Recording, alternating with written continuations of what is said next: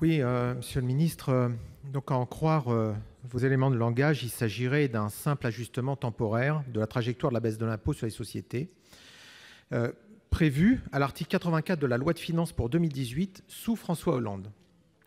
Il s'agirait d'une simple pause dans l'objectif visant à ramener le taux d'impôt sur les sociétés à 25 % en 2022. Pour comparaison, le taux moyen d'impôt sur les sociétés en Europe est aujourd'hui de 22 % et il est de 24 % au niveau mondial.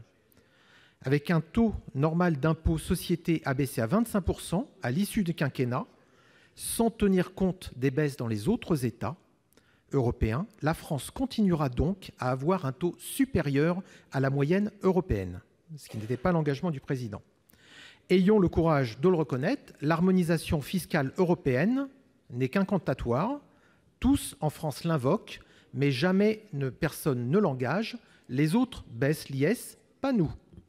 Malgré la modestie de l'objectif initial, à peine plus d'un an après avoir adopté la trajectoire de baisse pour la durée de la mandature, le gouvernement demande une énième contribution exceptionnelle aux grandes entreprises. Sont ici visées 765 entreprises qui réalisent plus de 250 millions d'euros de chiffre d'affaires, ce qui inclut également des entreprises de taille intermédiaire, dont on jure par ailleurs, la main sur le cœur, vouloir favoriser la croissance et l'expansion. Si l'État veut augmenter ses recettes fiscales, c'est tout simple. Diminuer le taux d'imposition les plus élevés, en commençant par celui de l'impôt sur les sociétés. Ne craignez pas les baisses d'impôts.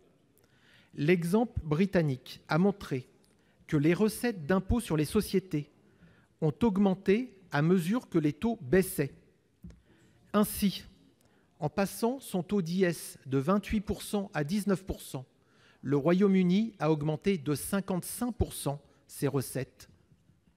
Voilà qui devrait nous faire réfléchir.